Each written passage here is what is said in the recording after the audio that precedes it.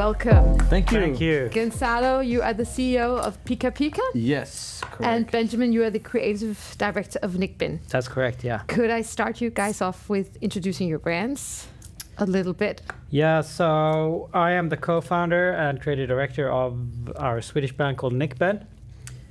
We've been around 10 years now. And we kind of do a merge in between resort wear and streetwear with a little hinge of Western in there as well. Yeah. I love that's like a fusion kitchen just for fashion. Yeah, super Swedish. Exactly. Yeah, I'm not too far out, but yeah. Yeah, and Gonzalo, how about you? Yes, I'm part co-owner and the CEO of Pica Pica. Unfortunately, our creative director is out and about. Yeah, so we are a Swedish brand, only 2 years old, so we're super new. Very, very full of color and happy vibes and cheekiness, and trying to bring that Mediterranean vibe into Scandinavian fashion. So yeah, so we're like a merge between Swedish kind of Scandi control and structure, meeting this Mediterranean chaos. It's like a sun-kissed kind of vibe. Cool. And then I wonder, because people, when they hear about Swedish or Scandinavian fashion, they think minimalism and straight lines and all thing very clean, Scandi cool. Yeah. How you come about making brands that are so unlike what you would think is typically Swedish, and how has the local market responded to this? Yeah. From the beginning, I was a graphic designer, and I worked in advertising and created a lot of concepts and like stories for other brands. So when we started out by doing only swimwear and very, very colorful and cheeky and a little bit of a normal. They were like very conservative swimwear at the time. There were flowers, there were small animals, and all of a sudden we added sushis in there. We added fried eggs, and we were, so we were a little bit, crazy at that time. And then 2-3 years later, everybody was doing it. So then we did something else. Yeah. So I mean, for us, these 10 years has been a journey. And for the last, let's say, 2 years, I think, we just sat down, me and Nick, my partner, after COVID and everything, and said, okay, what is Nikben? Where do we want to end up? Where do we want to take this journey? And then we kind of, changed everything a little bit, took away a little bit of the super happiness, childish part of it, and made it a more kind of a LA desert surfy kind of vibe to everything. Yeah. And it's been it's been really good since we did that change. So that's the path we riding on right now. So a more grown-up aesthetic, but still playful. Exactly. Yeah. Yeah. And there's a lot of unisex styles, correct? I mean, we don't want to label ourselves like a male or female brand, so we just said, okay, we do everything from extra small and to double X, and then if you like it, wear it. Yeah. Whatever gender you are, or whatever It's you for see everyone. yourself as. So yeah. Yeah. How about you? How did your aesthetic come about? Well, I mean, obviously I've lived in Mallorca the last 4 years, and then I have a designer, a creative in the company that's he reminds me a lot of Benji, crazy ass fantasy, and he loves the Mediterranean. I think his biggest wish would be to maybe live that island life. Yeah. So he really wants to get his crazy ideas out there and kind of connect himself with that Mediterranean ease. So we kind of think ourselves that we're taking the best from being a Scandi vibe in terms of like the fits and the manufacturing and the control of pattern making and all of those things that are important also in a Scandinavian brand, and combining that with the playfulness of color and so we just went for it 100% from day one. Amazing. And we started with headwear only, Headache. Headwear with caps. Yeah. And that was such an easy buy for everyone. And a nice entry-level item as well. Yeah. And the reason we ended up with apparel was basically because the retailers demanded it from us. And if you look at our collection today, I think we have maybe 200 SKUs of apparel. Yeah. And this is our 4th season. So what came to mind really when I pushing. saw it was very much also, you can imagine it being worn in many different ways. Yes. Like you could see it on like Yeah. a teenage boy who is Yeah. really cool, but you also Yeah. see like a 60-year-old guy would Yeah, look yeah, yeah, really, yeah. really cool as well. And I mean, I think what surprises the most is that it's being worn a lot by girls, by women, yeah. Young and old. Yeah. Especially our oversized tees have been, and our caps obviously has been a very good selling product for the women's. But also that most of the items that we have had in store, the customer wears it as their everyday heroes. Like the caps are with them every day. Yeah. It's not something that they wear, like a key item they wear sometimes. They're wearing it every single day. Yeah. So just walking around now at the fair, I'm seeing our caps like on so many people. Yeah. And it's quite fascinating to see that it's been going so fast just after only 4 seasons. So it's something that people seem to really, resonate with. But maybe it's also because it adds longevity to the rest of your wardrobe. You can change up the entire look just with the cap. Like you don't have to commit to a new overcoat, or if you have like expensive shoes, then the cap could just make all the difference. How do the Swedish roots of your brand, because I think when people hear Sweden, we all get a certain idea. Yeah. We think you all have like really great style. You're a little bit pared back. You're all very kind. And then when I can see like the friendly vibe is definitely there, but the maximalism is not what you would feel is very Swedish. Has the local market responded, and also like the international markets as well? But I think, the international market, like if you take a look at Southern Europe for us, has been a grand slam from day one. Like it's been so, like Italy, Spain, all of those countries has been fantastic. When it comes to the Scandinavian market, I think everybody has something in them that needs to come out, like some sort of expression. So sometimes they buy a cap with a logo on it that they think it's fun and resonate with, or say something about their personality, or a color combination that brings something out of them. But it's true that Scandinavian minimalism, it's very grayish and beige and that. So I think a touch of color is what everybody's kind of looking for. Like nobody can walk through our booth without saying, wow, what is this? And, smile and have fun. And sometimes fashion is just too serious and we want to have a little bit fun with it. Yeah. And that's enabled us to work with customers that we never thought would be possible, just because it's something fun, it's not that serious. No. What's your approach? For us, I would say that Scandinavia isn't our biggest market at all. As for Gonza, we're growing a lot in Spain, Italy, France, Greece, and then with that said, US is our second biggest market. But still, I would probably say the same as to what you're saying. I think that just by being a Scandinavian brand opens up some opportunities, even though you don't maybe look traditionally Swedish. No, but or they feel like it's a quality. They trust the Scandinavian stamp. Yeah. And that's what I think we bring as a brand, more than just not looking maybe minimalistic. That we are a Scandinavian brand. We can put that Scandinavian stamp on it of quality and control. And I also think that in both our brands, it's like if you are a beach club in Italy, you can actually curate a collection from both of us, which fits perfectly well for that beach club.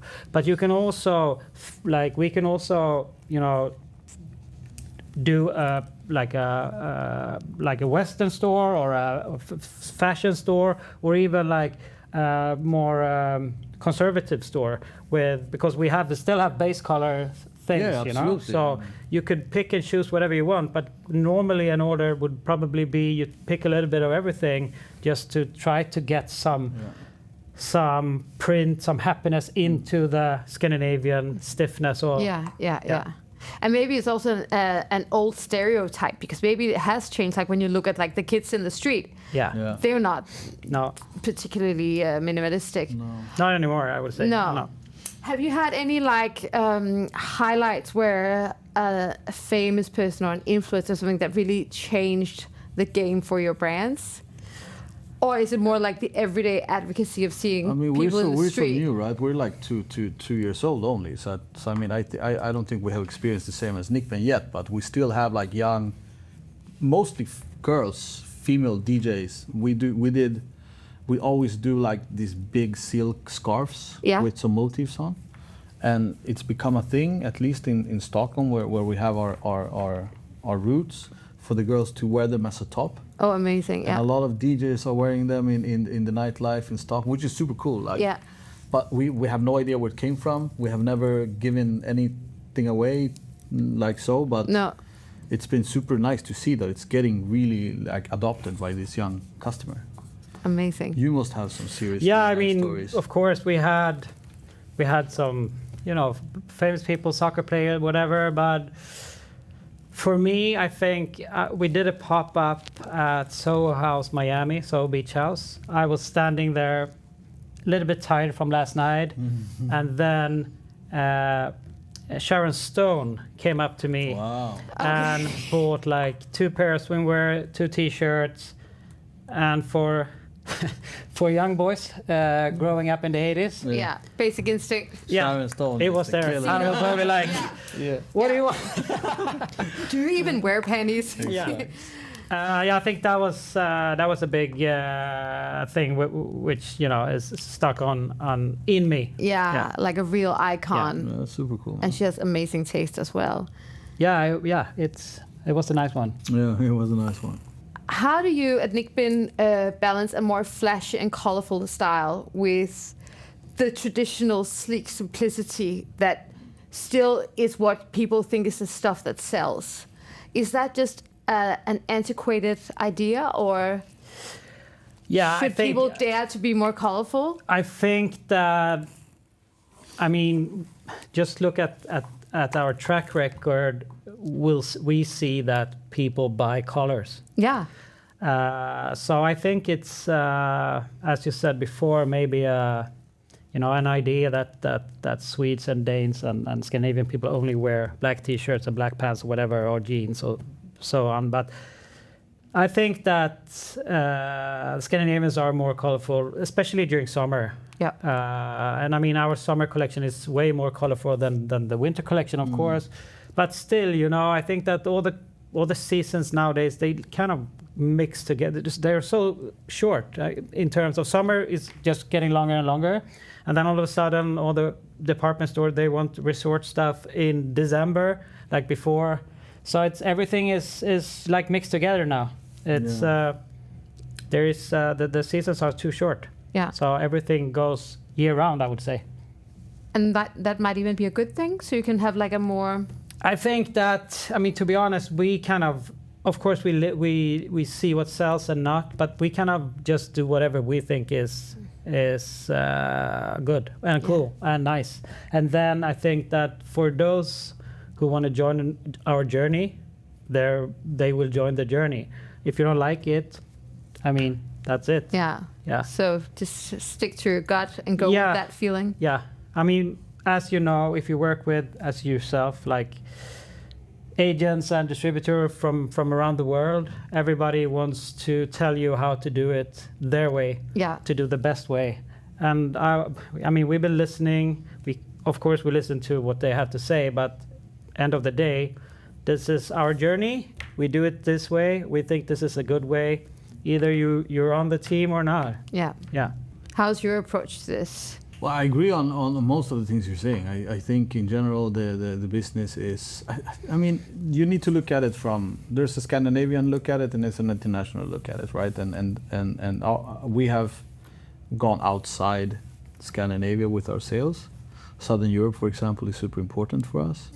And we can't offer too thick hoodies or garments in general, because they will not buy it. So in that sense, we need to listen how how we create our collections for it to be even possible to sell in a warmer climate. Because when it comes to the look of it, we don't bother either. No. It's what we do, and I think if we stay real to our concept, we will find the real customers that really love us for what we do. If we adapt to what the customer likes today, and then adapt again tomorrow, then we will not have real customers. Yeah. You know? Yeah. We want to find fans, you know, that love us for what we do. Yeah. And then we need to stay real to that design. And maybe it's also the authenticity that 100%. Is actually what sells it at the end of the day. 100%. I mean, we will not be loved by everyone, and that's not either the plan. No. We want to be loved by the ones who really like us, and that's it. Yeah. I mean, it's impossible to cater to everyone. Yeah, and nobody would really want that. I'd rather go really deep into the ones that really care about what we do, and that's it. So you have a big Southern European crowd, yet you're here at CIFF, and for you it's been many times, and for you it's more recent. What has been your, like, what is the special thing about coming to CIFF and the Copenhagen Fashion Week in your respective opinions?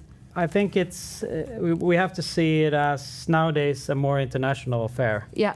It's not only Scandinavian clients or customers come here. It's a show like all the other shows around Europe now, or in the US or wherever. So for us, I mean, it's a good way just to be around, to meet like all the friends and family that you actually created during these years. Yeah. Either it's a colleague or a competitor or a friend or someone you work with or someone you might work with, but it's a great way to just connect with all the clients and all the people in the industry around the world in Scandinavia. Yeah. Yeah. And what's your experience? I mean, this is home market, right? Yeah. I mean, here's where you really make some noise. Okay. I think here you have to be in a way for us. We need to be here. It's if we don't. I mean, I don't know. I think I do the best business at CIFF in like the halls, in the corridors. Yeah. Right. We have not so much booked. It's mostly drop-ins. It's a lot of fun. It's a lot of dinners around, and this is where we make like connections, real connections, and have them stay alive. Like we did. We obviously went together with CIFF to Piteåmo, and there's another story, because then you need to find relationships, you need to book customers. But here everything, like it's like you said, the family comes. It's created for you already. Exactly. Yeah. It's vibing here in another way. And then I was very you have very creative mindsets. So tell me about your special pop-up during this, because you just had a tattoo made. Yeah, I did. And I don't know why. It looks good with the. Yeah. But how did that idea? Like, is that a part of like the whole DNA that you do a little bit crazy ideas and then just go with them? I just like to be, using the whole creativity of my brain, and I just felt that, all right, so we have two booths here in CIFF. We have one with our Swedish distributor, who's doing the sales for Sweden. And then we have another booth, which is more of a more playful brand building, community building space, where we still have the collection and we still take all the international clients who will come, but still we have a bar, we have a frozen margarita machine, and we have a tattoo artist there in the booth, which is actually, I created a sheet with different graphics from Nikben's collections during the years, and it's been fully booked since 9 o'clock this morning, and we can't take any more booking. But I guess people come there more for the tattoos now than for me. But anyway, it's a good way to connect with people. That's just going in and standing there. It's like, oh, what's this brand? Yeah. So it's another way of bringing people in. Yeah. But super fun, super good, and people love it. Yeah, and maybe that also underscores the point that right now where everyone is saying digital is so important and everything is, AI, and you can go on Instagram and but this is actually like the physical meeting, being here, connect with people, have a drink, maybe be inspired by a tattoo. Yeah. Do you see this as something that will continue to be important? Yeah, because I strongly disagree with with not being physical. Physically, yeah. I mean, I think we need to be face to face. This is super important. Yeah.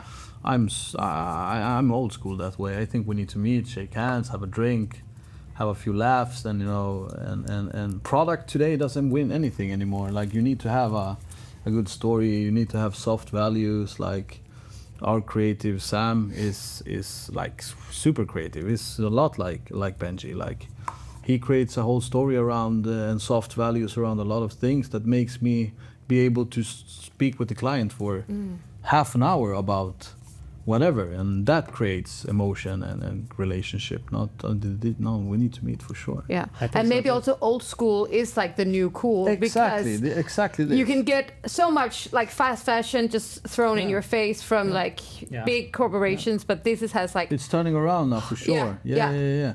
And I mean, I can see the traffic also here and on other shows. Like, people are starting to come back. I'm seeing brands returning also that hasn't been around for a few years, and so I think for sure everybody needs to connect more. Yeah. And I don't even work with sales, but I'm still at every show. Yeah. Because I love the meeting. Yeah, but you are selling in a way. Yeah, the connection with people, you know, and I think that for me to be there to explain the ideas and the collection, I would probably do it better than any of our sales staff, but still, I just want to be a part of this because it's so much fun. Yeah. And we pretty much the same there. We love everything around, and also everything after the show. Yeah, exactly. Yeah. But also with like, there's so much availability of product. So what you really need to do now is like tap into a sensibility. Yeah, like Pica Pica, for example. We travel to a different place in the Mediterranean every season. So last season we're to Sardinia, this season we're Ibiza, Formentera, and then we create fictional restaurants and beach clubs and bars and a whole bunch of artwork around that. And for example, now in Ibiza you have the Palo Santo and the scents, exactly, and all of those spirit things. We created a whole story around that, and we're sharing secret Palo Santo with our customers and small matches where they can also write their phone numbers so they can go out in the club. So we're building so many things to talk about, and people just think it's fun, you know. Yeah. And we keep on doing this every season, and that gives us something to talk about. People resonate with some of it. You know, they've been there by themselves, and they like what they see and the story that they hear, and gets them closer to the brand, you know. Yeah. And also makes each item a keepsake, more than just something that you use and gives the brand, gives the product some value and the brand some value. Okay, so to sum up, if you could give like 1 or 2 pieces of advice for new brands that want to be original in their own way, but what would you advise them to do? I think that you need to stick with your ideas, stick with your dreams. Just go for it. I mean, I've been doing so many mistakes while we started the brand, but be true to what you want to do and to yourself, and just go for it. I would say it's gonna, you can see through a concept which is just made by people who want to do a concept and then sell, right? Yeah. But do what you like. It's gonna be. I would say artistically, don't listen to anyone, and then focus on sales. If you have the sales, then you can solve the rest. But without sales, then you have nothing to solve. So, I think make sure that you have sales handled, and then when it comes to the design part of things, just don't listen to anyone, man. Do I just speak like a creative now? You speak like a sales term. I love that. Okay.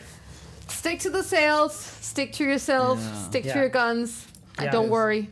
Exactly like that. Sales, I mean, I think still, creative people have a sense of not, thinking too much about the operational part of it, but sales is everything. Like sales is everything you need. So if something doesn't work, that's not sales, it can be fixed.